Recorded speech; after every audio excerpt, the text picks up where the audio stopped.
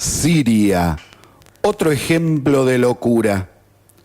Estados Unidos, junto con Francia y Gran Bretaña, y luego al parecer, aunque no está comprobado, Israel, realizaron ataques a objetivos militares de Siria a pesar de las advertencias de la Federación de Rusia, que apoya a Siria. Los objetivos son los que consideran aptos para producir y almacenar armas químicas.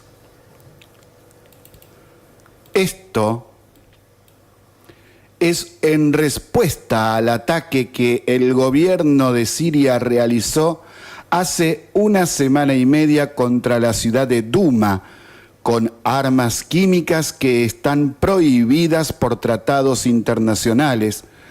Y sí, en los últimos 7 años Siria fue acusada de atacar a grupos opositores más de 50 veces con armas químicas, principalmente poblaciones y ciudades donde las principales víctimas son civiles que no pertenecen a ninguna organización subversiva, ni terrorista, ni militar. Explicamos una cuestión. En Siria hay una guerra civil no declarada, donde el gobierno sirio ataca a opositores que son acusados de realizar ataques terroristas. El gobierno sirio realizó más de 50 ataques sobre poblaciones y ciudades con armas químicas con el gas sarín. El gas es esparcido por el viento, por más que sea lanzado sobre un punto específico. Entonces, la población civil cae bajo los efectos que son aterradores, sobre todo contra niños, mujeres embarazadas, trabajadores, ancianos. A Siria la apoyan la Federación de Rusia e Irán. El sábado 7 de abril, el gobierno sirio atacó a la ciudad de Duma con armas químicas. La denuncia fue realizada por 2 ONG, los Cascos Blancos de la Organización de las Naciones Unidas y por el Observatorio Sirio de Derechos Humanos.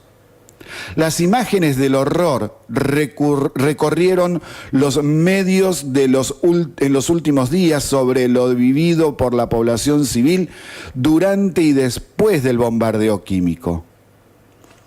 La pregunta que muchos se hacen es si la Federación de Rusia contestará a los ataques con otros similares en contra de los Estados Unidos o alguno de sus aliados. ¿Hay peligro de guerra mundial? ¿Hay peligro de guerra entre estas dos potencias? En realidad, nunca podemos saber a ciencia cierta lo que ocurrirá en el marco del futuro de la política internacional y además si va a ocurrir, ¿cuándo ocurrirá? Es decir, si es que pasa realmente. No obstante, hay que tener en cuenta que entre las dos potencias, Estados Unidos y la Federación de Rusia, hay muchos negocios que son importantes. De entrar en guerra, esos negocios terminarían. Algunas personas podrán asombrarse de lo que diremos ahora, pero entre ellas hay dependencia de las otras en cuestiones como tecnologías de distinto tipo y materias primas. Vamos a ver algunos ejemplos. Estados Unidos necesita de la Federación de Rusia algunos metales raros y productos aeroespaciales. Uno de ellos es el titanio, utilizado en naves aeroespaciales como aviones, cohetes, las mismas naves espaciales en sí. Muchas empresas tienen contratos con otras empresas de la otra potencia. Contratos para la producción de diversos bienes como aviones, motores de cohetes, motores para máquinas de guerra, armamentos. Además, También hay comercio de alimentos, alcohol, tabaco, productos farmacéuticos, software o programas de computadoras. También hay algo que sorprende, o no, según de quién se trate. Resulta que Estados Unidos le compra a la Federación de Rusia uranio. Sí, uranio. Justamente la materia prima para hacer bombas atómicas. Parece una contradicción, pero lo que en realidad sucede es eso. Tienen muchos negocios en común y ambos dependen del otro para construir sus propias armas. Y el peligro de enfrentamiento militar, sobre todo nuclear, por esto que estamos contando, es totalmente descabellado. Quizá haya gente que esto lo toma con sorpresa, pero es la realidad de lo que pasa. Y ya pasó tantas veces. ¿Sorpresa? No, en realidad para nada es una sorpresa. Esta situación deja ver la realidad de cómo son las relaciones internacionales y que la globalización, al expandir los negocios y la interdependencia, crea situaciones que hacen que las amenazas de guerra total se diluyan. Recuerden siempre esto: dos socios nunca van a tirar bombas para destruir su propio negocio. Así comienza Se Pudrió Todo. Ciudadanos, les informamos que desde ahora se pudrió todo. Buenas tardes a todos, estamos en Se Pudrió Todo, transmitiendo desde Radio City en su frecuencia de 88.7 MHz, desde San Nicolás, provincia de Buenos Aires, República Argentina. Se Pudrió Todo tiene sitio web en donde subimos los audios de los programas anteriores, documentos, informes. Ponemos a su disposición también direcciones de sitios web importantes para conseguir esa información que por ahí en los diarios no sale, o sale muy chiquito, o sale cortado. Y bueno, ahí tienen todo. Su dirección es sepudriotodo887.blogspot.com.ar. También estamos en Twitter, en Facebook, en YouTube, en Google+. Y si nos quieren enviar un correo electrónico, su dirección es sepudriotodo887@gmail.com. Y vamos a pasar directamente, así como un rayo, rápido, porque hay tanta información hoy que no vamos a tener tiempo. Quizá algunas cosas queden para mañana para dar todo. Bueno, vamos al nivel provincial. En lo personal me sigue la indignación por lo sucedido ayer en La Matanza. Cuando los familiares y amigos estaban llevando al cementerio al colectivero asesinado el domingo pasado, al mismo momento, Verónica Magario, intendente de La Matanza, realizaba un acto, si quieren, conferencia de prensa, diciendo que no había que hacer política con este tema. Y, acto seguido, acusó a la gobernadora Vidal de que ella es la culpable. Es inconcebible que le eche la culpa a la provincia cuando Magario recibió en el 2016 240 millones de pesos y no hizo inversión alguna en seguridad, porque esos 240 millones eran solo para el rubro seguridad. Cero inversión hizo. Nada.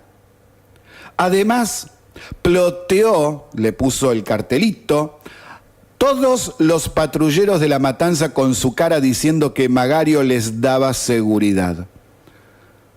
Magario fue la que no quería la gendarmería en su distrito. Claro, eso lo decía en los discursos políticos y a la prensa. Porque cuando se reunía con Patricia Bullrich y con Ritondo, el ministro de Seguridad de la provincia, decía todo lo contrario y se quejaba de que no tenía suficiente cantidad de gendarmes en la calle. También mintió en gran cantidad de actos y pancartas y más carteles de propaganda sobre el tema de lo que es la seguridad en el municipio, diciendo que cada vez había menos inseguridad, cuando en realidad 371 asesinatos durante el 2017 dicen lo contrario. Ahora resulta que ella nada tiene que ver. El caradurismo de esta mujer da asco, realmente da asco. Solamente escuchar a los choferes de las líneas de colectivo que pasan por La Matanza es más que suficiente como para darse cuenta que la realidad es insostenible. La violencia por la violencia misma no tiene ningún sentido, más que la locura de aquellos que realmente no sé qué tienen en la cabeza. Y esa locura se puede ver claramente hoy.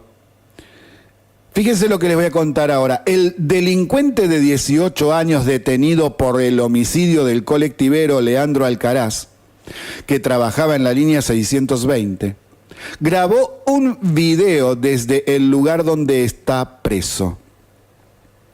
Entre risas y tono jocoso, pidió perdón por matar por un boleto. Hola, buenas noches, Matías. Soy Pan Triste, el que mató al colectivero. Pido perdón por haber matado por un boleto. Eso es lo que se escucha en la grabación del detenido, conocido con el apodo de El Viejo. Luego, sus compañeros de calabozo le piden que imite sonidos de animales de granja. Sí, no es chiste. Acá se ve claramente que estos HDP no les importa nada de nada. Se ríen de lo que son sus actividades asesinas y delincuenciales.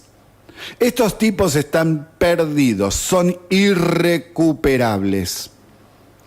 Pero, además, me pregunto, ¿cómo es posible que estando detenido junto a otros delincuentes pueda filmar y distribuir por redes sociales lo que sea?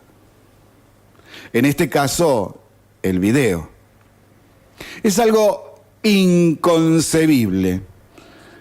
Son cosas que en nuestro país no se entienden. ¿Cómo es posible que un grupo de delincuentes tengan en su poder teléfonos celulares y que distribuyan por las redes estas burlas a gente que está sufriendo lo indecible? ¿Cómo puede ser que se les permita tener celulares y difundir semejante salvajada? Hay mucho que aprender. Mucho que aprender. La educación y el aprendizaje en nuestro país ha caído a niveles que son trágicos. En décadas pasadas, sobre el tema de educación se hablaban otras cosas. Se planteaban otras realidades. En donde, por ejemplo, ser formal, cortés, respetuoso era algo que ni se ponía en discusión, pero sí se ponía en discusión si podía tener el pelo más largo que el cuello de la camisa, el guardapolvo de las chicas, si era conveniente o no tenerlo arriba de la rodilla, ese tipo de cosas. Que si vamos a aplicar o no la teoría de conjuntos, si vamos a seguir con la forma metodológica de ejercitar en mayor medida la memoria antes que otras capacidades. Esas eran las discusiones. Hoy llegamos a esto.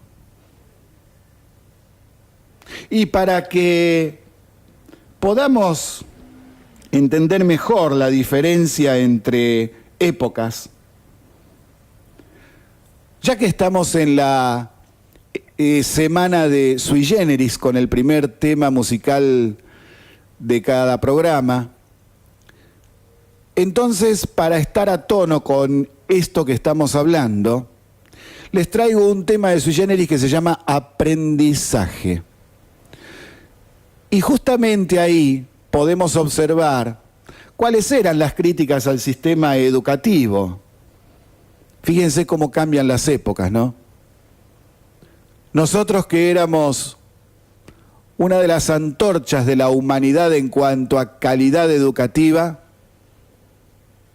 caímos a esta realidad tremenda. Vamos a ponernos entonces a tono con este tema y vamos a ver en la década del 70 cuáles eran las críticas al sistema educativo, inicios de la década del 70. A ver, Nito Mestre y Charly García, ¿qué nos decían?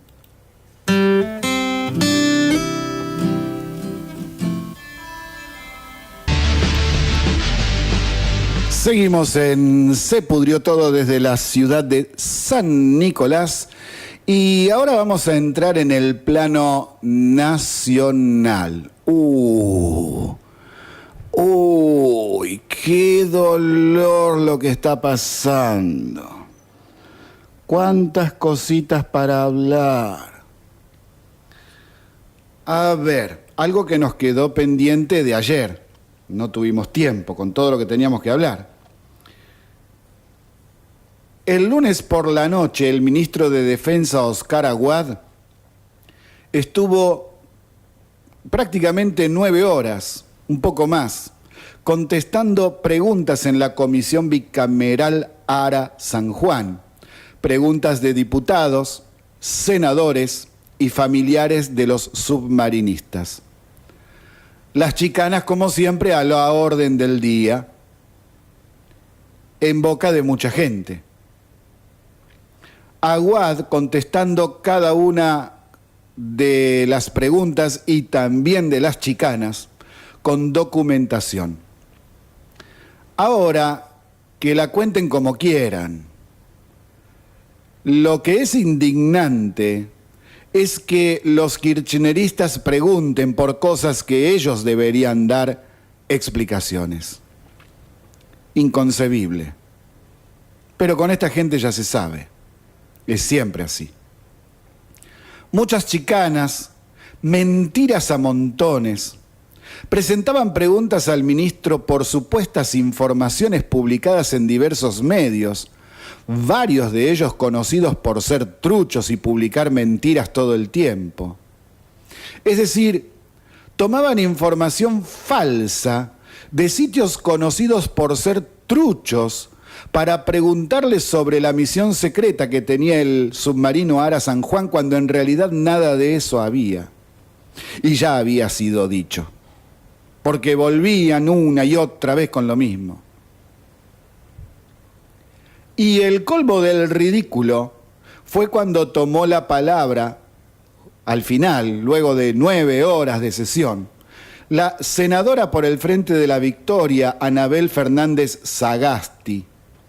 Esta mujer fue directamente a chicanear con la estupidez de decir que no estaba de acuerdo con lo que dijo el ministro sobre colaborar en la investigación por parte de todas las partes. Según la senadora, no es colaborar, sino una obligación. Estuvo como 10 minutos hablando de esto. Más adelante comenzó a chicanear con otra estupidez y quedó en ridículo por su planteo. Ahora paso a leer la transcripción exacta del diálogo entablado y difundido en directo. Subrayo que la presencia del jefe de la cartera de defensa en el Congreso se esperó durante 5 meses, dijo la senadora. Entonces el ministro le pregunta, ¿desde cuándo funciona esta comisión? En ese momento tomó la palabra el diputado Carmona y dijo, desde que su gobierno lo permitió, 4 meses estuvimos esperando. Aguad entonces contesta, dice que me ha citado hace 5 meses. Yo he recibido la invitación hace 2 semanas. Y empezó una discusión intensa. Sagasti, la senadora, dijo, el Congreso, dije, no esta comisión. El Congreso de la Nación lo ha citado y ha intentado junto con los familiares. Se hicieron reuniones. Aguad contesta, ¿quién es el Congreso de la Nación? A ver, vamos a hablar. Sagasti dijo entonces, ¿en serio quiere entrar en esto? Yo no tengo problema porque se lo estoy aclarando. Entonces Aguad contesta, discúlpeme, el Congreso de la Nación, ¿quién me citó a mí hace 5 meses?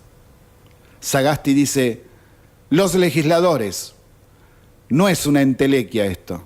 Entonces Aguad, con toda su parsimonia, le dice, yo no he recibido invitación, senadora, y menos del señor Congreso. Acá hay 2 cámaras y ninguna me citó. Esta comisión funciona recién ahora. Sagasti entonces dice, estoy haciendo un uso de la palabra, que entiendo que es un diálogo, que estamos tratando de hacer civilizadamente. Aguad le dice, no quiero que me haga quedar a mí como que no voy a las citaciones. Entonces la senadora Sagasti dice, ¿quién le habla es autora de 2 proyectos pidiéndole a usted que venga al Congreso? Y Aguad pregunta, ¿y sus proyectos qué final tuvieron? Sagasti contesta, que usted no vino. Aguad pregunta, ¿fueron aprobados sus proyectos? Sagasti dice, no. Aguad entonces pregunta, ¿y entonces por qué me echa la culpa a mí? Clarito.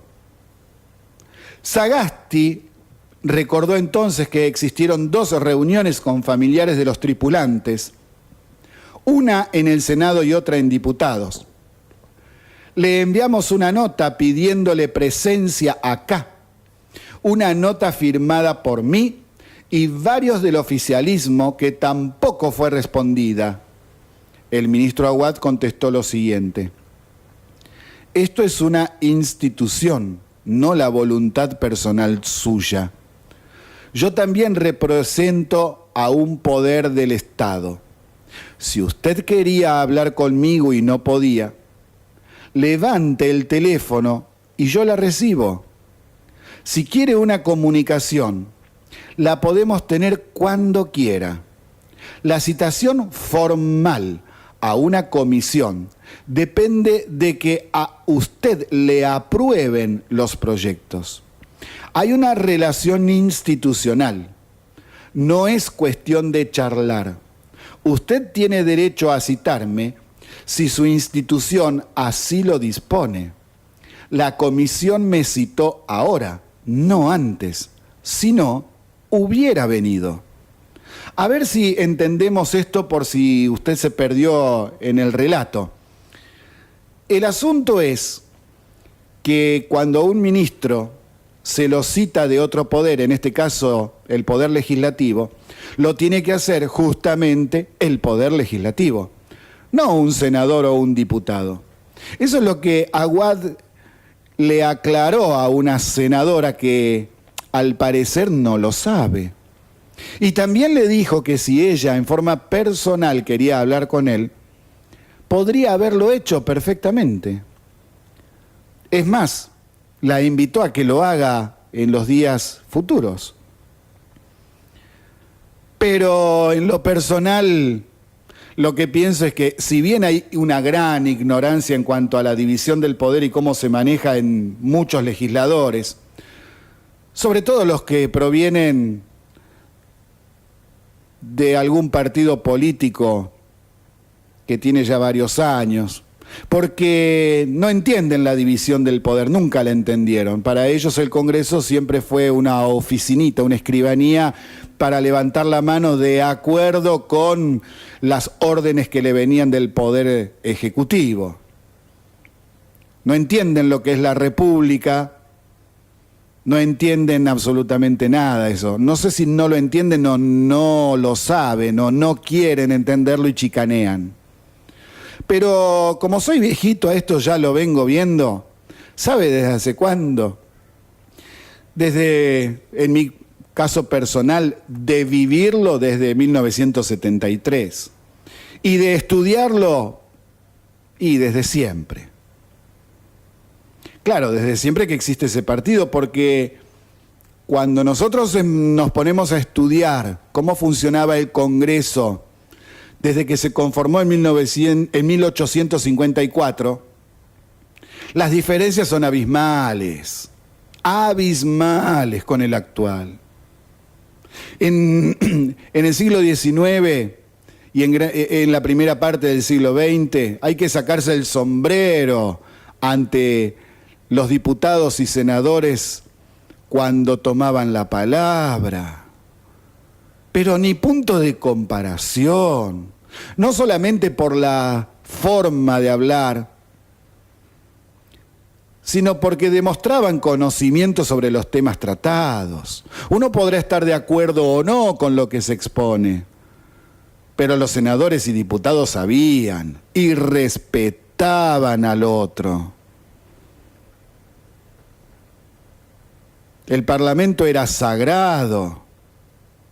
Fíjese que después de más de 75 años de funcionamiento, recién hubo un problema, que fue cuando en 1935 aparece la denuncia de la Torre por el tema de las carnes en el Senado, y que esto termina con el asesinato de Bordaberry por uno de los guardaespaldas, digamos, de un senador de la provincia de Buenos Aires. Gravísimo hecho, que hasta el día de hoy empaña de rojo sangre al Congreso de la Nación.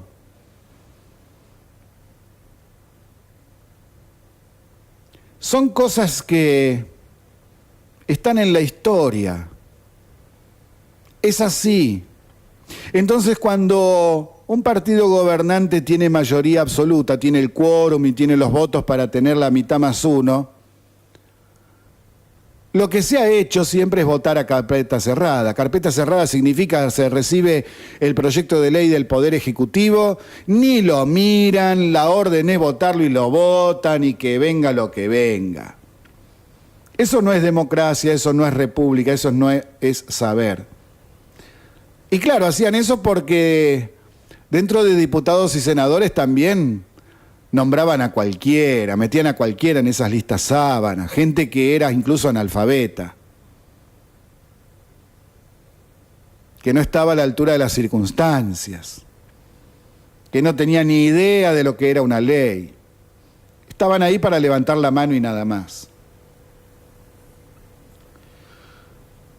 Volviendo al tema de Lara San Juan, me voy a permitir hablar sobre un tema muy espinoso, pero realmente es muy espinoso, que es el tema de los familiares de Lara San Juan. A ver, ¿qué es lo que hacen los familiares? ¿Qué actitudes tienen? hacer una distinción entre los familiares, porque no todos tienen las mismas actitudes. Y voy a decir cosas que a mucha gente no le va a gustar. Pero son cosas que realmente alguien las tiene que decir. Y lo voy a decir yo. Pero lo voy a decir luego de este tema musical. Estamos en Se Pudrió Todo, 18 de abril del 2018 y 17:43. 17:43.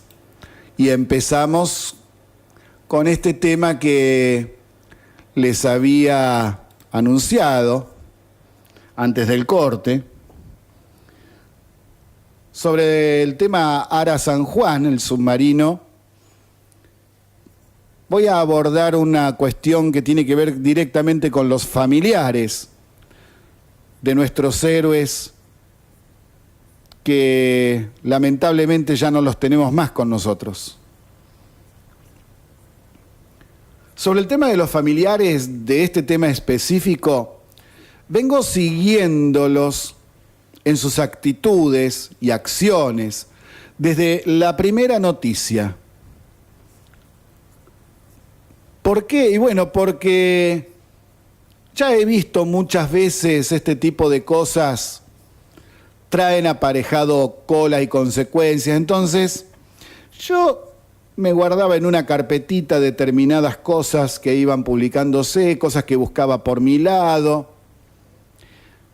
He observado cosas que no me gustan, y no me gustan en serio. Algo sobre la mayoría de los familiares, no de todos, pero sí de la mayoría. No parece que tengan idea cierta de qué significa ser militar. No puede ser que tengan la actitud que varios demostraron ignorando lo que significa y qué trae aparejado el ser militar. Imagínense si en la Segunda Guerra Mundial, por dar un ejemplo de tantas, ¿no?, cada familia de los fallecidos en combate de los distintos bandos exigiesen de la misma manera que encuentren a sus muertos. Es una tarea imposible. Hasta hace poco, unos días atrás, se encontró uno de los tantos submarinos hundidos en ese conflicto. Sí, recién ahora, 2018. Y la guerra terminó en 1945. Fíjense en la actitud de hidalguía que han tenido los familiares de los caídos en Malvinas. Dejémoslo ahí a ese punto, ¿no es cierto? No hace falta agregar nada más. Ahora, algo sobre algunos familiares. La minoría. Luego de la sesión de la Comisión Bicameral Ara San Juan, realizada el lunes en el Congreso Nacional, quedó claro que algunos están buscando y exigiendo dinero. A las familias directas se les ha seguido pagando los salarios de los marineros del San Juan, pero han realizado declaraciones increíbles a la prensa, a los diarios, a las radios y la televisión. Me ha dado vergüenza ajena escuchar y leer sus declaraciones pidiendo dinero. Y encima decían que tenían problemas económicos, pero ¿no le están pagando el sueldo? Poco, mucho, no importa, le están pagando el sueldo.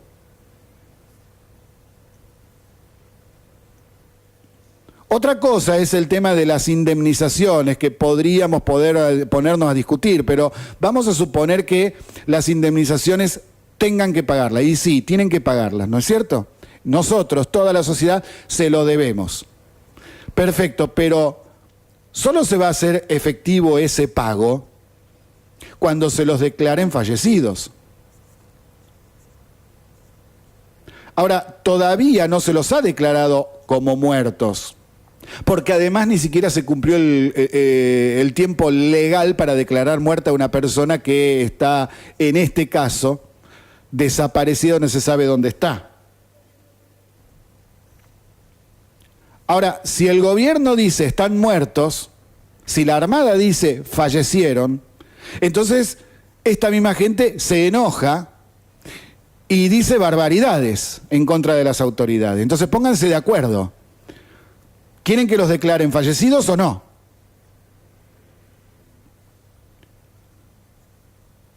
Y ahora me voy a explayar sobre un familiar en particular. Habría 2 o 3 más en esta situación, pero me voy a centrar en uno. Y es Luis Taglia Pietra, padre de uno de los tripulantes del Ara San Juan. Este señor, Luis Taglia Pietra, tiene antecedentes funestos. Este señor es abogado militante abolicionista del tipo Zaffaroni y encima se proclamó anarquista. Está en contra de la existencia de las cárceles. Justamente estudió en la cárcel de Devoto cuando estaba preso. Luego salió y se recibió de abogado. Y sí, estuvo preso por reiteradas estafas. También por robo de automotor y creación de autos mellizos, papeles, trucho y esas cosas. Tenía una concesionaria de autos.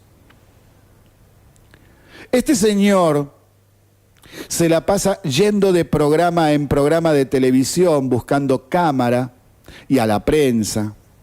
Ataca permanentemente a las autoridades del gobierno y de la Armada. Y es el que pide indemnización. Sí, busca dinero.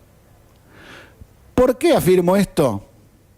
Porque al momento de la desaparición del Ara San Juan, hacía ya varios años que no tenía relación con su hijo, y además es el abogado patrocinante de algunos familiares que están pidiendo dinero.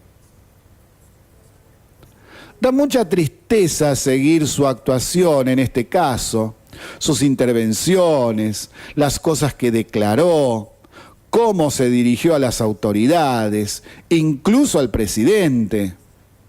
Una persona que está creando conflictos todo el tiempo, y además mintiendo y chicaneando de manera totalmente impropia, y faltando el respeto hasta a los mismos familiares y marineros fallecidos.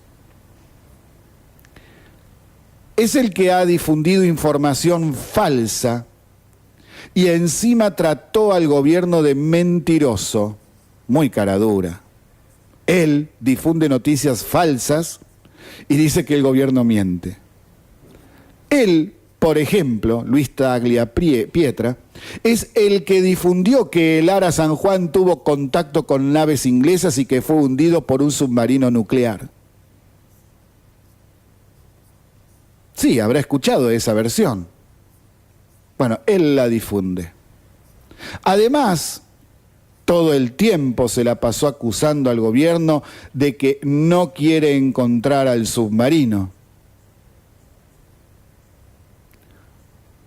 Una diferencia muy grande con los familiares de nuestros héroes de Malvinas. ¿Qué tal que le parece si se presenta con Casanelo para que contacte a los descendientes del sargento Cabral a ver si le van a pagar una indemnización? Por favor. Y si a alguien no le gusta lo que estoy diciendo, y bueno, es una opinión, ¿qué le va a hacer? Pero es una opinión que está fundada en hechos reales, concretos. Acá tengo las direcciones web, por ejemplo, de todas las cosas y barbaridades que ha dicho este señor. También guardé los videos de la sesión de la comisión bicameral en su intervención, donde siguió mintiendo sobre cosas que ya estaban aclaradas. Y si están aclaradas, ¿por qué insiste con lo mismo? Y saliendo del tema del Ara San Juan, pero dentro de la misma temática, El tema caso Maldonado tiene también algunas aristas que se tocan. Me refiero al hermano Sergio Maldonado, con sus actitudes sobre el tema de su hermano. Y ayer se dio a conocer, o más que se dio a conocer, se confirmó lo que se venía diciendo, y es que el gobierno le estuvo pagando a la familia Maldonado una asistencia económica que Santiago Maldonado nunca le dio a su propia familia. Pero bueno, acá el asunto es que, por ejemplo, durante todo el tiempo que estuvo el conflicto, se le pagó todos los pasajes de movilización, hotel, el alimento, cuando viajaba a Neuquén, a Bariloche por el tema del tribunal, para hacer declaraciones, para tomar contacto con la causa, para hablar con el juez. Y esta asistencia económica, según se informó, hasta el momento llega a casi 1,5 millones de pesos. Y en concepto de traslados, pasaje, alojamientos, las ciudades en donde estuvo por este tema fueron Buenos Aires, La Plata, Montevideo, Esquel, Bariloche, Comodoro Rivadavia y Trelew, entre otras. Y su abogada, Heredia, también recibió dinero. ¿Y sabe cuánto? 300.000 pesos en conceptos de honorarios. Se lo pagó el pueblo argentino. Es decir, casi 2 millones de pesos por algo que nunca debería haberse pagado. Claro, uno dirá, pero el Estado tiene que hacerse cargo. ¿Y por qué? ¿Por qué? ¿Acaso no se enteraron cómo murió? ¿Qué van a hacer con la familia del colectivero asesinado el domingo? ¿Qué van a hacer con su esposa que está embarazada? ¿Qué van a hacer con su hija de 2 años y medio, 4, no me acuerdo cuánto tenía? ¿Qué van a hacer con Carolina Píparo, que perdió a su hijo de 2 balazos en la panza?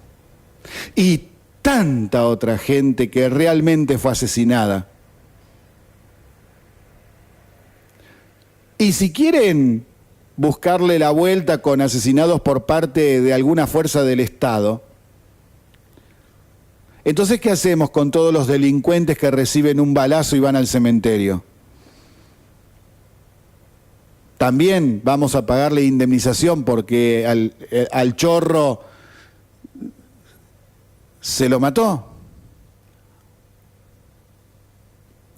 Como la madre de Cuco, que salió por televisión a pedir indemnización, plata, todo el mundo busca plata, plata, plata, y el Estado que se haga cargo.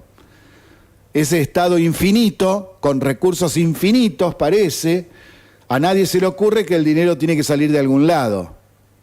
Y tiene que gastarse dinero en lo que corresponda. No en pagarle una indemnización a la familia de un delincuente. Porque entonces hay mucha gente que puede mandar a algún hijo a inmolarse para cobrar después plata. Podríamos crear un grupo de kamikazes villeros o kamikazes recoletos, como para tocar los dos polos sociales de nuestro país. Kamikazes de la familia, que se inmolen por el resto de la familia, y entonces la familia recibe plata. Me hace acordar esto a los motoqueros que buscan el topetazo a propósito para sacarle plata al que viene en el auto. Total, ellos siempre ganan los juicios. No sé qué tienen los abogados y los jueces de San Nicolás, pero acá pasa siempre eso. Te lo hacen a propósito y encima te lo ganan. Y hay que pagarles por buenito, porque son lindos, hay que pagarle. No salimos más así, ¿eh? Vamos a pasar a otro tema porque esto realmente me pone de muy mal humor. Bueno, siempre estoy de mal humor, parece, ¿no? Bueno, pero, qué sé yo. Acá hay una mala noticia, pero es buena también. A ver, me refiero a lo que hablábamos días anteriores y ayer también sobre la diputada de Cambiemos es Radical, Aída Ayala, que fue 3 veces intendente de la ciudad de Resistencia, en el Chaco, y que está acusada de haber arreglado una licitación por la recolección de residuos con sobreprecio. Y al ser diputada, entonces tiene fueros. Y el Poder Judicial ya le decretó la detención preventiva. Entonces, ayer decíamos que tanto Cambiemos como la diputada habían expresado que ellos no se van a oponer a tratar el tema del desafuero en el Congreso, sino todo lo contrario, y que Ayala ya ayer fue a declarar. Y entonces me pregunto por qué el peronismo y el kirchnerismo no tienen la misma actitud con su gente. ¿Tendrán miedo? ¿Están escondiendo algo? Porque si desafueran a sus propios procesados, podríamos poner algo más de claridad en algunos casos. Hay gente que tiene que ir a la justicia a dar explicaciones. Porque si desafueros hablamos, tendremos que plantear qué pasa con los desafueros de otros procesados. Por ejemplo, el sultán de Anillaco, no lo quiero ni nombrar, por favor, a ver si se me corta el micrófono o se cae el edificio. Cristina Fernández. ¿Qué vamos a hacer con Cristina Fernández? ¿Qué van a hacer? ¿La van a dejar ir a declarar o no? Ella se escuda en los fueros y no va a declarar.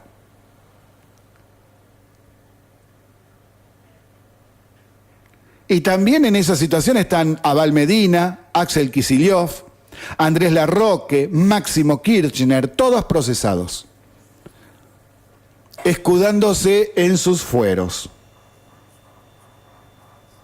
Fueros que además ya hemos explicado varias veces no tienen aplicación real, porque esto es un invento.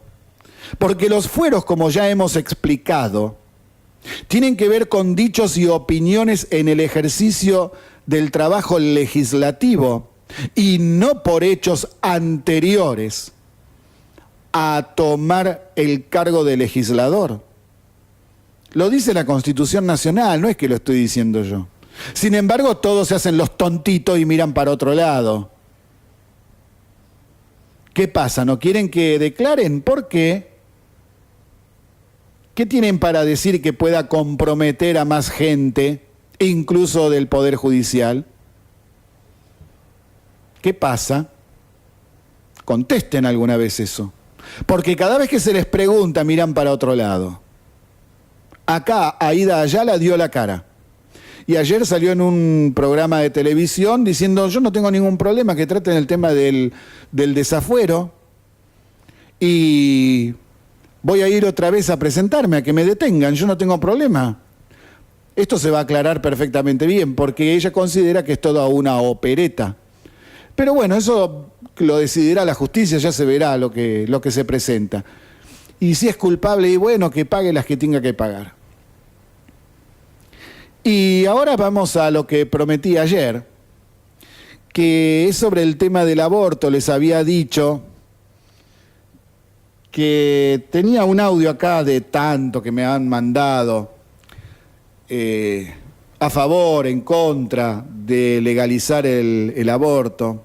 Pero hay una cuestión que tengo que decirla, o sea, la estaba preparando en un informe y justo me llega esto, me lo mandó Viviana, justo me llegó de un de un doctor de apellido Benigno Blanco, que es conocido en todo el mundo justamente por tratarlo, y me estoy refiriendo directamente a lo siguiente.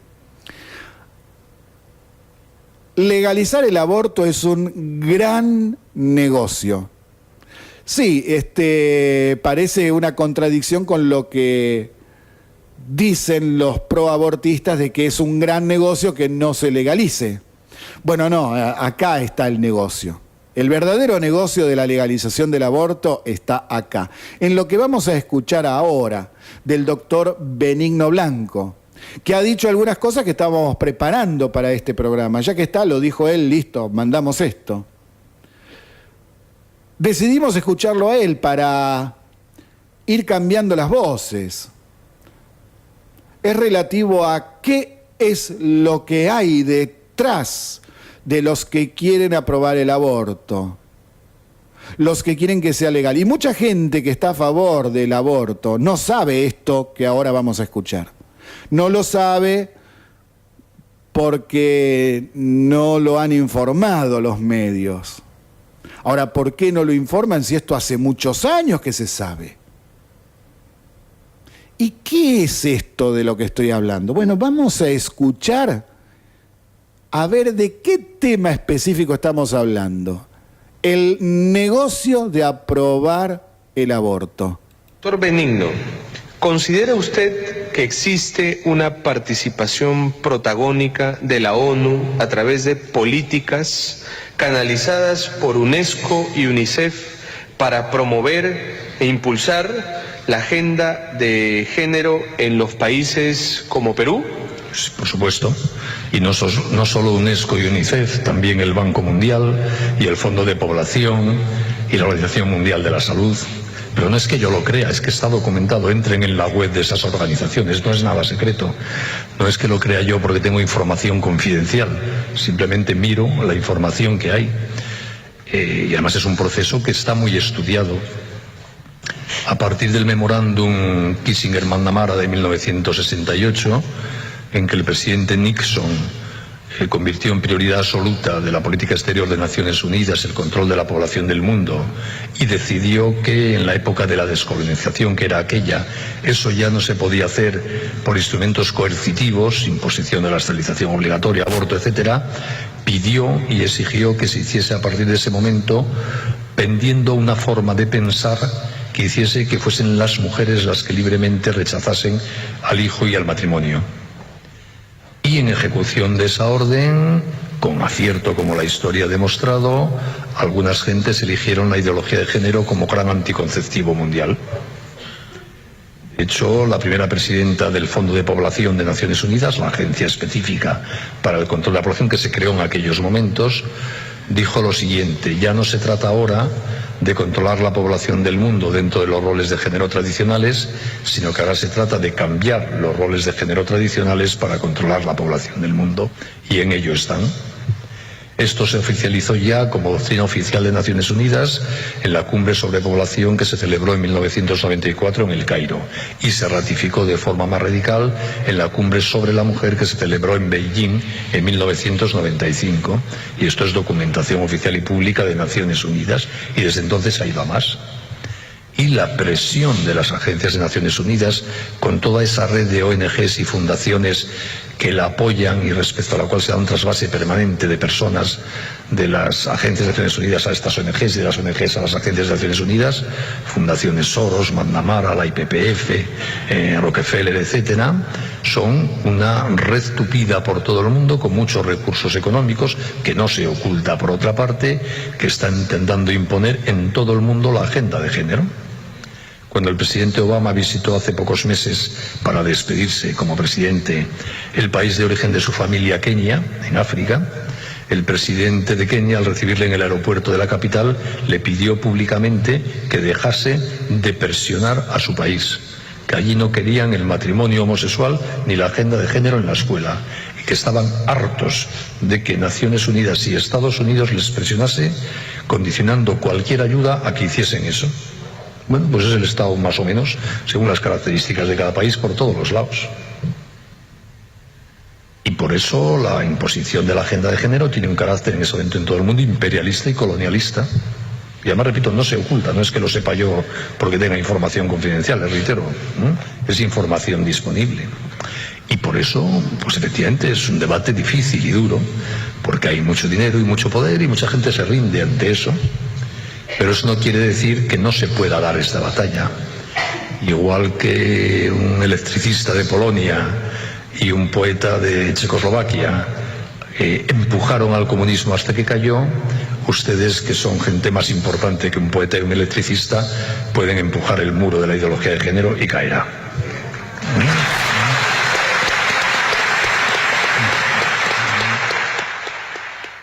Sí, y llama la atención que haya gente que se dice progresista, de izquierda, y que apoya el aborto por esto, por lo otro. ¿Escuchó bien quiénes son los que apoyan la agenda de género y del aborto? Los principales capitalistas del mundo.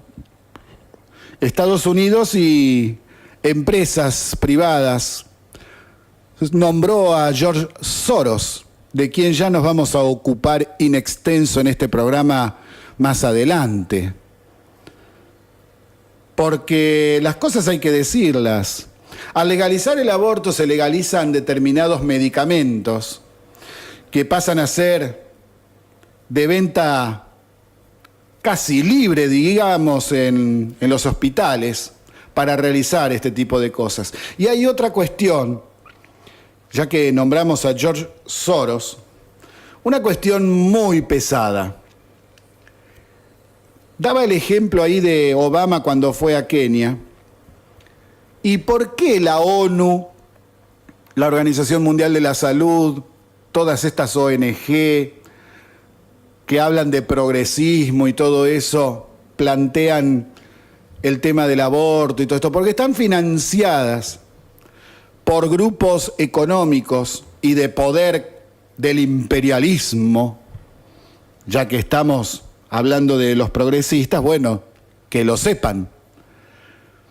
Porque esta gente está planteando que en el mundo tenemos un problema de sobrepoblación y encima está creciendo.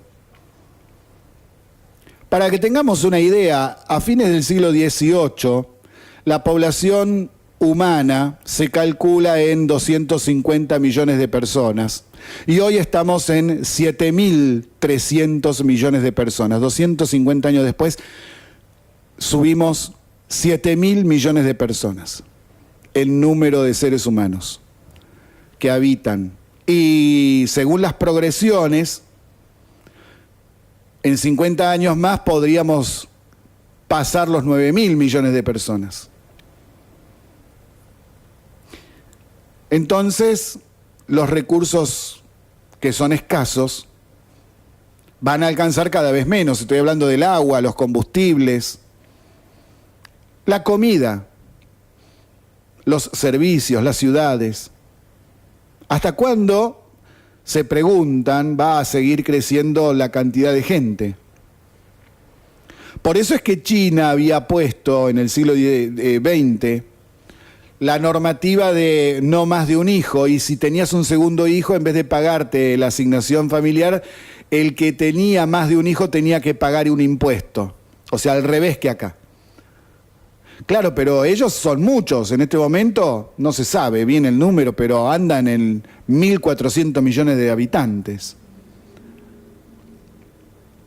Claro, esto el año pasado fue revertido y ya no se le cobra un impuesto a los chinos que tienen más de un hijo. O sea, esto era de antes. Tampoco es cierto que se le prohibía y que mataban al segundo hijo. Eso es mentira, no es así. Pero viene bien la aclaración. Ahora, ¿por qué los chinos dan marcha atrás? Porque en los últimos años, como cada pareja tenía un hijo, ellos están teniendo en este momento un problema serio en cuanto a que tienen una pirámide poblacional muy envejecida, es decir, muchos viejos y pocos jóvenes en relación. Y esto también tiene que ver con el sistema jubilatorio, que es el problema que tenemos en la Argentina, y hay pocos aportantes con relación a los que cobran jubilación, y por eso los que cobran jubilación cobran poco, porque hay poco dinero que se recauda. Entonces, tanto la ONU como la Organización Mundial de la Salud y todas estas ONG reciben plata de organizaciones imperialistas para difundir justamente el freno al aumento poblacional y el tema jubilatorio, y bueno, después se verá, lo verán por otro lado. Pero lo que están buscando es que la población del mundo no aumente, al menos en las proporciones en que ha aumentado en los últimos 200 años. La misma izquierda ha denunciado muchas veces algunas verdades, por ejemplo, que en forma química, distribuyendo en muchos pueblos de África, dejan a la gente estéril, le dan comida con algunos productos químicos que le matan la producción de espermatozoides y de óvulos, como si fuese un anticonceptivo para siempre. ¿Y qué? ¿Y no se dan cuenta de esto? Nosotros en Se Pudrió Todo defendemos la vida y también respetamos a los que plantean que quieren el aborto libre, pero vamos a decir todo. Después cada uno elegirá. Son cuestiones que lamentablemente mucha gente o no conoce o mira para otro lado cuando no le conviene algo que contradice sus propias convicciones. Tan mal está cambiar la convicción que se tenía ayer. La gente puede cambiar la forma de pensar cuando se entera de otras realidades, cuando escucha otros argumentos. Puede cambiar o no, o puede seguir reafirmando con más fuerza lo que pensaba antes, pero hay que hacerlo en forma racional, no en forma emocional porque sí, e insultar al que piensa distinto. Las verdades hay que decirlas, y esto que pasamos recién es una verdad enorme, que mucha gente quizá no la conocía. Bueno, lo estamos difundiendo. Y volviendo al ámbito estrictamente nacional, hay algo que me llamó la atención en el sentido de que se tiró un dato. Es decir, me llama la atención el dato en sí. No me llama la atención la situación, porque ya la diputada Elisa Carrió lo dejó entrever bien claramente el año pasado. Y lo que se ha difundido desde ayer es que la diputada Paula Oliveto dijo en un programa de televisión algo que para mucha gente puede ser muy fuerte, otra no. Y es sobre Ricardo Lorenzetti, el presidente de la Corte Suprema de Justicia. Según la diputada, tiene 17.000 millones de pesos en una cuenta de la Corte, es decir, no es dinero a nombre de él, sino que está en una cuenta de la Corte Suprema de Justicia. Pero sobre esa cuenta hay muchas dudas de cómo se administra. Parece que los papeles no están bien claros. Y esto viene de hace muchos años. Entonces lo que están pidiendo Carrió y en este caso lo que anunció Paula Oliveto es que se haga una auditoría sobre los dineros de la Corte, cómo se han utilizado, para qué, cuándo. Y esto se emparenta también con lo que venimos diciendo desde hace varios días de los intendentes. como Magario, que recibió en el 2016 240 millones de pesos para seguridad y que no compró ni siquiera una motoneta. No una moto, una motoneta, nada. Cero para seguridad de ese dinero.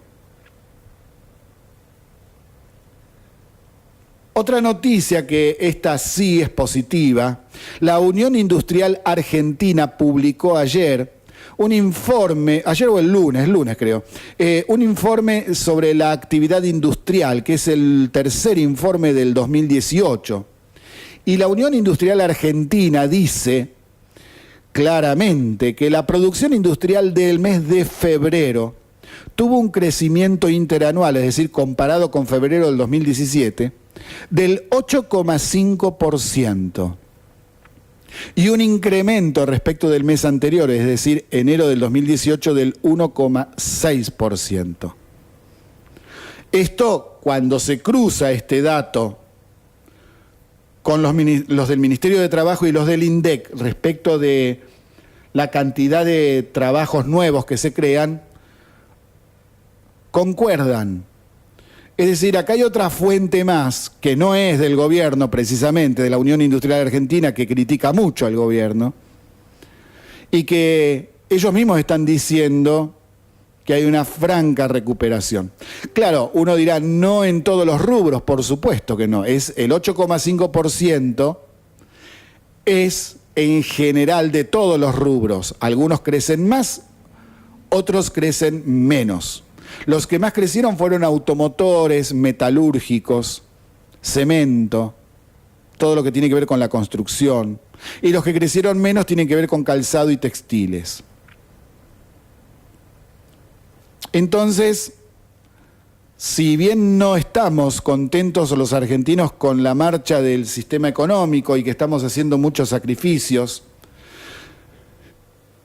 podemos tener acá otra noticia que, bueno, más o menos dice, bueno, la tendencia es hacia adelante. Lento, muy lento. Pero está. Bueno, vamos a ver. Ya muchos programas venimos diciendo que hay muchas críticas para hacer. El tema de la inflación que no baja. Y la inflación no va a bajar mientras no baje el déficit. Es así clarito. Entonces, al déficit hay que cubrirlo con algo. El gobierno anterior lo hacía todo con la impresión, la fabricación de billetes, y al crear billetes que no tienen respaldo, entonces la cantidad de billetes que hay en el mercado valen cada vez menos. Y si el billete vale menos, entonces los productos se tienen que comprar con más cantidad de billetes. Este gobierno lo que hizo fue bajar bastante el nivel de impresión de dinero y cubrir el déficit con endeudamiento, que no es positivo para nada esto, pero es una forma de querer parar la inflación. Lógicamente que mientras siga el déficit, de alguna manera va a haber que seguir tapando esos agujeros.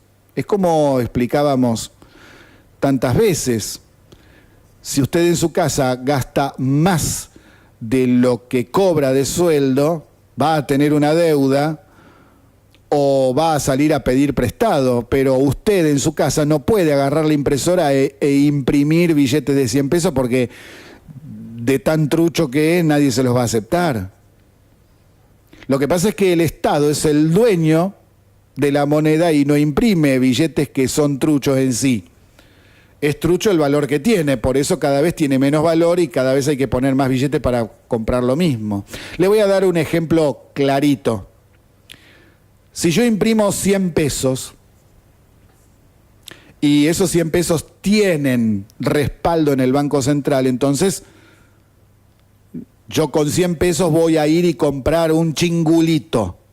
Le digo eso como por un ejemplo, que vale 100 pesos.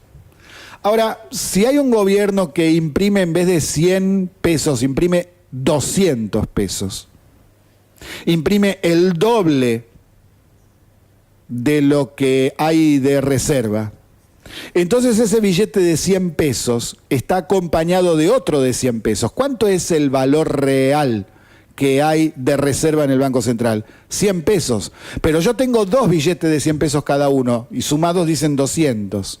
Pero ¿cuánto cuesta el chingulito? 100 pesos reales.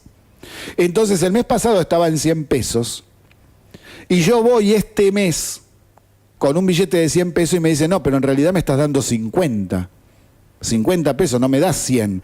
Porque ese billete de 100 en realidad vale la mitad.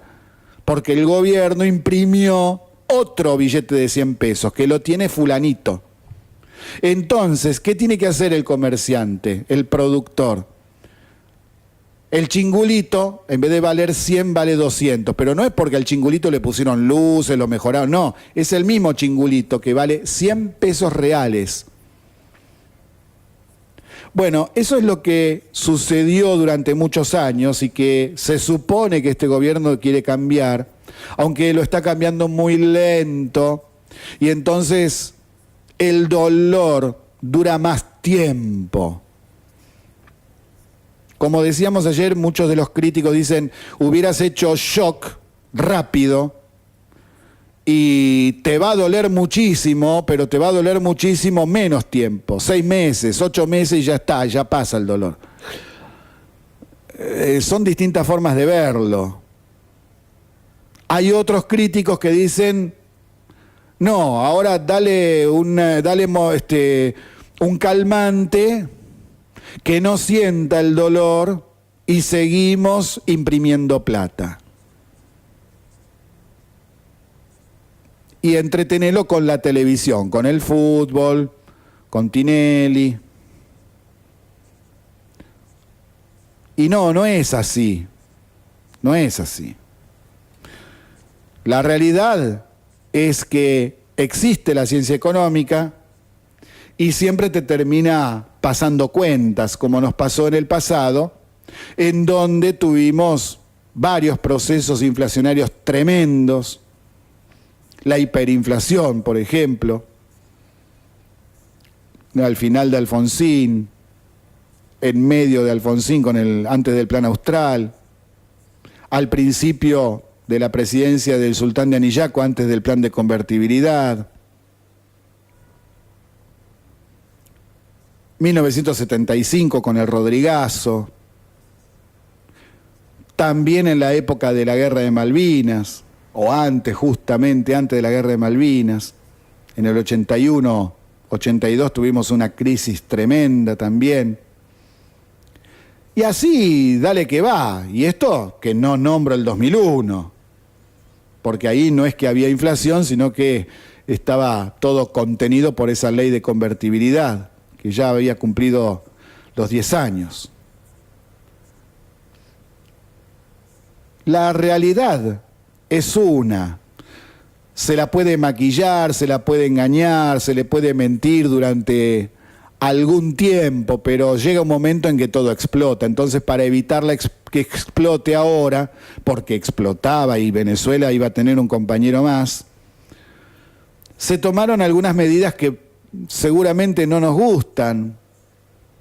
Y bueno, ahora Carrió y hasta la Unión Cívica Radical, que son parte de Cambiemos, están planteando algunos cambios para estirar más aún el periodo de recuperación de los precios de las tarifas. Pero también en las propuestas están pidiendo cosas que ya en el pasado se hicieron. Es más, la misma lo hicieron los mismos kirchneristas, que por ejemplo el tema del control de precios. Es decir, nuestra dirigencia política, independientemente del partido político al que represente, tiene un escaso conocimiento sobre estas cuestiones. Y en la escuela he podido observar y comprobar, lamentablemente, que muchos docentes que dan la materia economía no tienen la más pálida idea de la economía. Y dicen cualquier cosa. Y entonces, claro, ahí, ¿qué van a aprender los chicos de economía? Nada. O aprenden mal las cosas.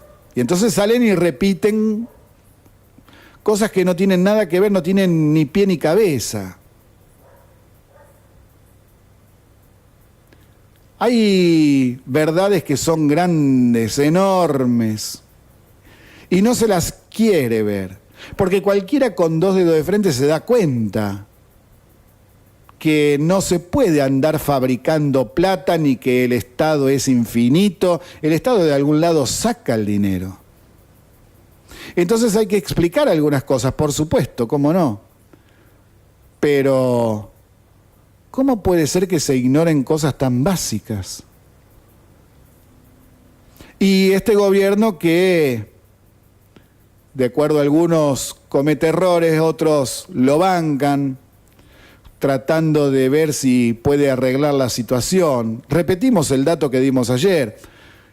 A diciembre del 2015, Capital Federal y el Gran Buenos Aires pagaba el 8% del costo real de producción y transporte de energía, ya sea electricidad o gas. 8%. ¿Y quién pagaba el 92% restante? Nosotros, sobre todo los del interior. Acá en San Nicolás, por ejemplo, pagábamos la mitad. Y el resto no lo pagábamos, era subsidio. En otras localidades, en otras provincias, incluso peor que nosotros, siempre pagaron mucho más que nosotros. Y a esa gente, ¿quién le va a retribuir lo que nosotros, o los del Gran Buenos Aires, o los porteños, consumieron durante años en forma prácticamente gratis? ¿Quién los va a retribuir? Nadie. Lo pagaste, fuiste. Seguimos en Se Pudrió Todo, entrando ya a la última media hora. A las 19 terminamos por el día de hoy.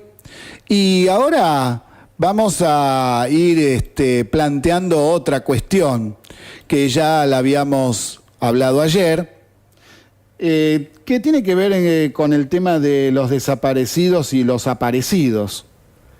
El científico del Balseiro, de apellido Gentile, que había desaparecido, lo daban por desaparecido y que en realidad hace 40 años que está viviendo en Estados Unidos.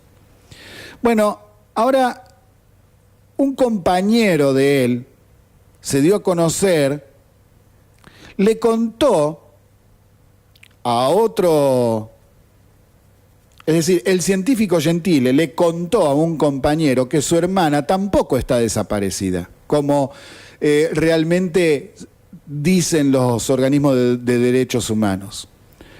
Se lo reveló a Peter Tieberger, que habló con él tiempo atrás. Sí, habló con él directamente. Antonio Gentile le dijo también que dejó la ciencia y que tiene una empresa en Manhattan. Tieberger, ex compañero de cuarto de Gentile en sus épocas de estudiante, dijo que en la conversación que mantuvo con Gentile, él le aclaró que no tenía una hermana desaparecida o que hubiera sufrido algún problema. Dijo Tieberger, me dijo que la que tuvo problemas en la dictadura fue su cuñada, pero que ella está bien, viviendo también en Manhattan. Esto fue ratificado ayer por Graciela Fernández Meijide, en el sentido de que tanto Antonio Gentile como su hermana nunca estuvieron en la lista de la CONADEP, la Comisión Nacional sobre Desaparición de Personas, sino que desde el 2012 los organismos de derechos humanos comenzaron a hacer los trámites para incorporarlos a la misma, porque ya estaban en las listas de esos organismos. Y un tema difícil, otro tema, es que denunciaron que la Cámpora, la organización política de Cristina Fernández, quiso silenciar abusos a dos mujeres que relataron acoso y violencia de género. Y justamente las que las entrevistó y difundió esto fue TN. Stephanie dijo lo siguiente, voy a leer, ¿no? Desde la Cámpora no hicieron demasiado por su situación. a pesar del protocolo antiviolencia que deberían aplicar en la agrupación. Y Stephanie lo confirmó. Cito sus palabras: casi nunca se aplicó ese protocolo. En otros casos se encubrió, como en el mío, ya que los 15 días que estuvo bajo las sombras el hecho, me podía haber matado, opinó, dijo, expresó. Esta chica, que piensa que en la cámpora le falta perspectiva de género, a pesar de que lo conduce una mujer, como Cristina Fernández de Kirchner, dijo lo siguiente, y cito otra vez: tanto nos quejamos que recibía violencia por parte de los medios, de la gente, ¿y qué estamos haciendo? Terminamos siendo lo mismo. No cuidamos a las pibas.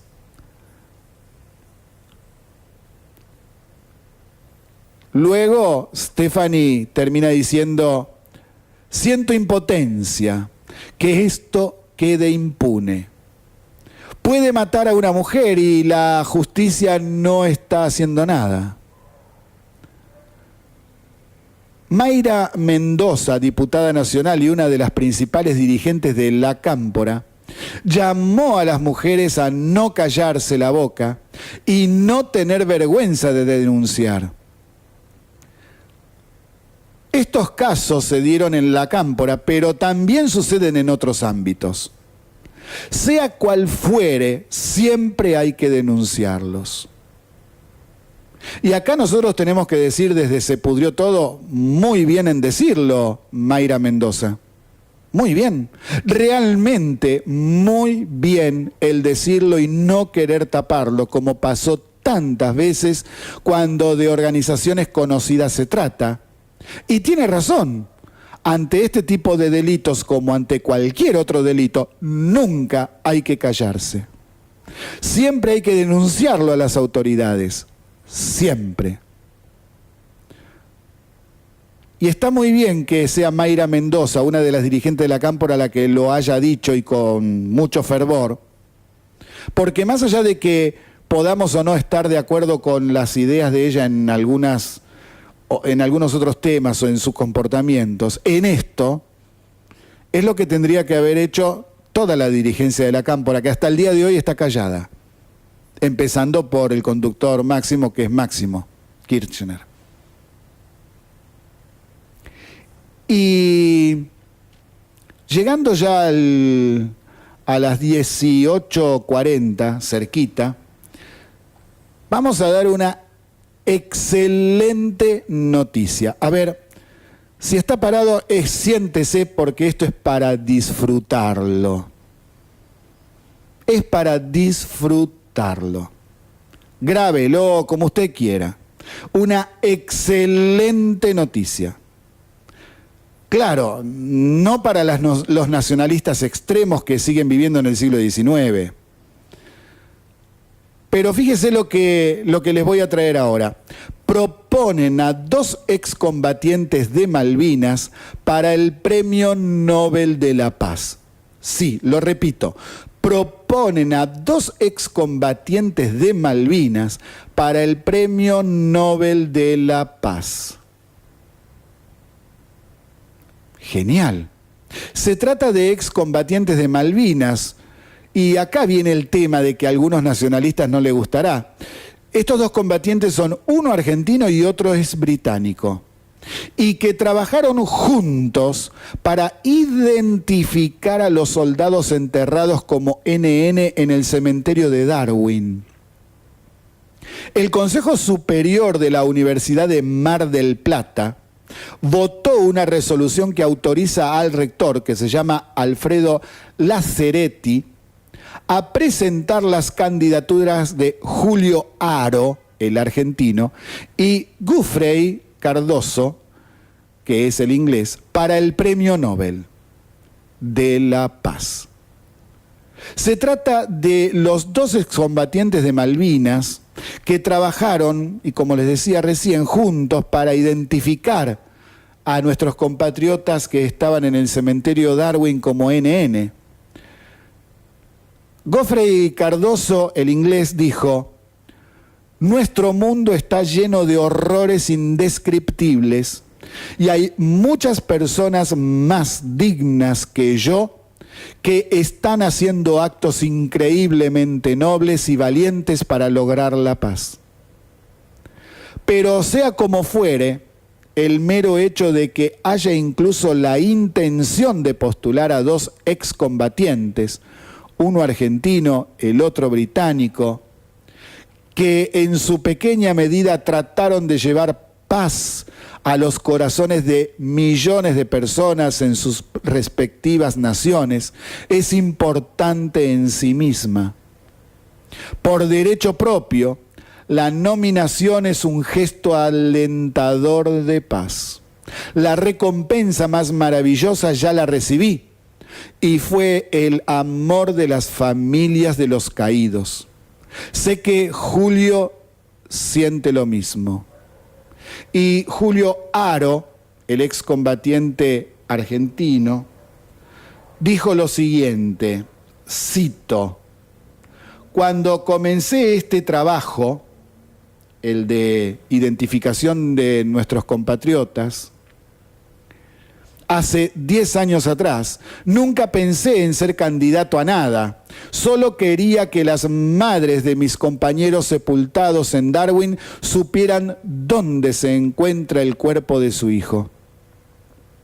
Si el premio o la candidatura sirve para visibilizar la causa, bienvenido sea. Pero quiero decir que este reconocimiento hay que compartirlo con las madres, familiares y otros compañeros que hicieron mucho, que lloraron y tuvieron la sabia paciencia de esperar, pero sin abandonar la lucha por identificar a sus hijos y hermanos.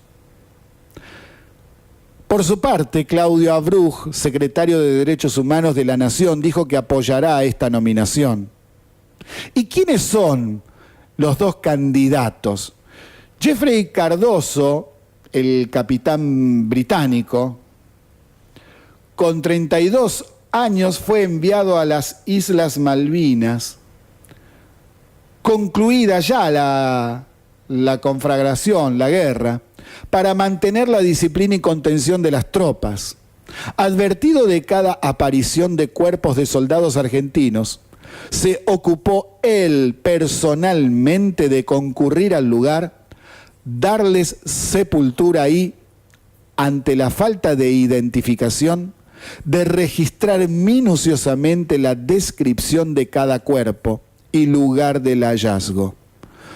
Luego le fue oficialmente encomendada la misión, por la cual reclutó expertos y colaboradores efectuando una pormenorizada y documentada tarea, cuyos frutos vieron la luz décadas después. Organizó y concretó el cementerio de Darwin, es todo obra de él. Cuidé y respeté a cada soldado, dijo, a cada soldado argentino, como si mis hijos fuesen los muertos en esa guerra. ¡Qué bárbaro! ¡Qué bárbaro! Julio Haro, con 19 años, sí, él, Julio, 19 años tenía, cuando fue uno más de los miles de jóvenes que, sin preparación alguna, envió la Junta Militar gobernante de facto en la Argentina a enfrentar a Gran Bretaña en el conflicto desatado por la recuperación de las Islas Malvinas. Allí no solo encontró el horror de la guerra, sino también la pérdida de compañeros, amigos, compatriotas. Se encontró luego luchando contra el olvido y la invisibilización de los excombatientes por los gobiernos, tanto de aquel momento como los que vinieron después. Presidió el Centro de Excombatientes de Mar del Plata, volvió a Malvinas y al enfrentar en el cementerio de Darwin la despersonalizada leyenda de sus compañeros allí enterrados, donde dice: soldado argentino solo conocido por Dios, puso manos a la obra para individualizar cada una de esas 121 tumbas. Luego de un encuentro en Londres entre excombatientes de ambos países, conoció a Jeffrey Cardoso, quien le entregó una copia de su minucioso trabajo.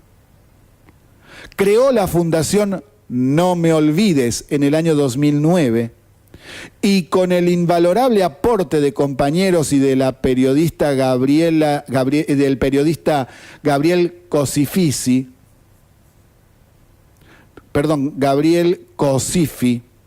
se me fue un sí y demás, logró el compromiso de artistas como Roger Waters, uno de los integrantes de Pink Floyd, de instituciones humanitarias como la Cruz Roja y el equipo de antropología forense de nuestro país, para encaminarse finalmente al gran objetivo propuesto de aportar paz a su existencia y esencialmente y primordialmente a las familias de aquellos compañeros que descansan en el territorio insular, en las Malvinas, en nuestras Malvinas.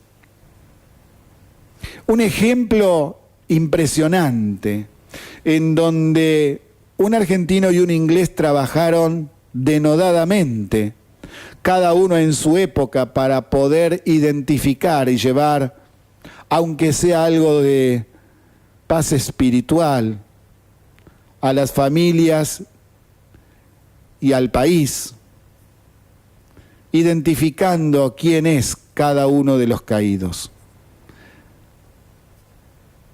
Hace poco que se realizó la ceremonia en el cementerio de Darwin, yendo todos los familiares que están vivos de aquellos caídos identificados. Una ceremonia en donde el respeto, tanto de ingleses como argentinos y como malvinenses, estuvo a flor de piel. Entonces, que se los postule para el Premio Nobel de la Paz, tanto a Jeffrey como a Julio, más allá de que se lo den o no, no importa, deja en claro que no es posible seguir enfrentándonos en la humanidad, sea el enfrentamiento que sea, de manera violenta, y que este es un ejemplo más de lo que muchos no quieren entender, y es que se logra mucho cooperando, hablando entre las distintas partes. Un ejemplo a seguir. Esperemos que muchos exaltados puedan aprender de este otro ejemplo, que ya son tantos, de este otro ejemplo de que hablando la gente se debe entender. Y hay muchísimas cosas que me gustaría decir, pero prefiero guardármelas para mí, al menos por ahora. Son cosas que duelen, porque yo viví la guerra en aquellos días, como tantos de ustedes seguramente, y son sentimientos que nunca se van. Son cosas que quedan marcadas a fuego adentro de cada uno. Cosas que duelen. Y duele más cuando ves fanáticos que no quieren entender que ese no es el camino. No es el camino.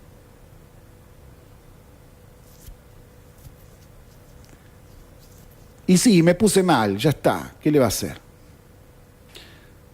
Pero no me pongo mal por los caídos en Malvinas, me pongo mal por los que no cayeron, por los que están ahora y que permanentemente están atacando, insultando, violentando a aquel que no piensan como ellos. Esos que todavía siguen con la idea de que no hay que hablar nada con los ingleses ni con los malvinenses o los kelpers. dentro de los cuales hay muchos argentinos viviendo ahí. Ni siquiera eso saben, no tienen idea de nada, dicen cualquier cosa. Ah, pero decir lo que estoy diciendo ahora es ser antipatria. Entonces, cuando se les muestra no solamente otros ejemplos de otros conflictos que se solucionaron vía pacífica, sino que además se les muestra que en el año 1975 estaba listo, todo listo para iniciar la administración conjunta entre Argentina y Gran Bretaña, y que por culpa nuestra, de los argentinos, eso no se llevó adelante. Entonces miran para otro lado, te tiran un insulto, te dicen cipayo, antipatria, porque no tienen argumentos. Solo tienen violencia en su interior. Parece que siguen viviendo en la guerra de Rosas, allá por mediados del siglo XIX. Papá, pasaron casi 200 años, dejate de embromar. Aprendé un poco. ¿Y cómo es que se llegó a que en 1975 podríamos empezar nosotros a tener injerencia soberana efectiva sobre Malvinas? Se llevó justamente por muchos años de cooperación con los habitantes de las Malvinas. Docentes que iban allá, acuerdos para que pudieran los que vivían en Malvinas atenderse en hospitales en Argentina, para que vengan a estudiar acá el nivel superior universitario. Mucha gente de Malvinas, en vez de irse a Inglaterra o a Sudáfrica, se quedaban en Argentina estudiando. Hablaban castellano, se recibieron en nuestras universidades. Íbamos bárbaro. Hasta el combustible no le llegaba más desde Inglaterra, sino que lo proveía YPF. Y se avanzaba. Se avanzaba porque no había ningún tipo de resquemor respecto de nuestro país, no los íbamos a invadir, no los íbamos a atacar, no les íbamos a ir a robar nada. Pero era otro país, era otra mentalidad, y después vino lo que vino. Y bueno, entonces, si hay resquemores respecto de Argentina, tanto de los malvinenses como de europeos, asiáticos y de nuestros mismos vecinos, es por culpa nuestra. Entonces, si ni siquiera hoy hay argentinos que quieren invertir en nuestro país, pero papá, ¿qué quieres? Estudia la historia y fíjate lo que pasó con los que invirtieron en nuestro país. Y aún así todo, el presidente logró gran cantidad de inversiones, no todas las que se suponía que iban a venir, y no, porque todavía está el peligro del Estado confiscador. Y además la cantidad de impuestos que tenemos acá es demencial. Por ejemplo, se lo tiro ya que estamos terminando, mañana si quieren lo podemos hablar más en profundidad, la Cámara de Turismo Internacional anunció en el grupo del G20 que se reunió lunes y martes en nuestro país, que en los próximos 4 años va a invertir en la Argentina 1.900 millones de dólares. Y algunas de esas inversiones ya empezaron. Y que en 10 años ellos calculan que en nuestro país, en el ámbito del turismo, de las inversiones que ellos hagan, se crearán 300.000 puestos de trabajo. Y sí, son realidades y verdades que por ahí en los diarios no sale, o por ahí si sale no lo dicen como corresponde, lo ponen ahí en un apartado sin importancia y no lo repiten, no lo dicen. Y acá en San Nicolás tenemos mucha gente que tiene el título de técnico superior en turismo, recibidos en el Instituto 178 de nuestra ciudad, que funciona ahí en la escuela número 1, en calle Francia número 82, que hasta el día de hoy no han conseguido trabajo en la industria hotelera y turística de nuestro querido San Nicolás. Y con esto seguramente que sí lo harán. Si esto se lleva adelante, pero por favor, repito, anunciaron 1.900 millones de dólares de inversión y la creación en 10 años de 300.000 puestos de trabajo. Imagínense si fuésemos un país confiable, un país serio, lo que podríamos ser. Es decir, somos lo que somos por culpa nuestra, de los argentinos. No es por culpa de los ingleses, de los malvinenses. Es culpa nuestra. Entonces, imaginemos lo que podríamos ser si nosotros fuésemos distintos.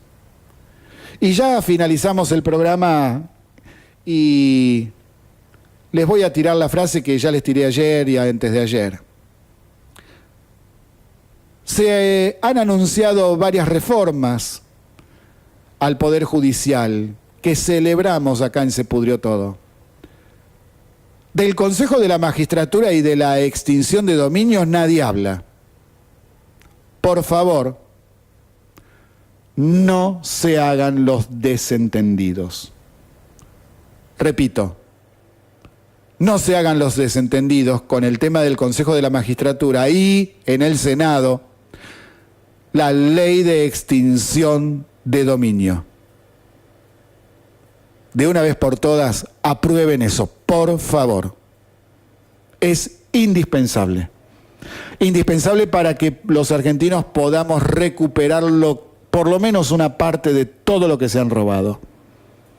Y mire que es mucho, ¿eh? Ah, amigo, la pucha si nos robaron. Entonces esto depende de nosotros, no depende de que venga un inglés y ponga la ley de extinción de dominio, ¿no? Depende de nosotros si lo vamos o no a sancionar.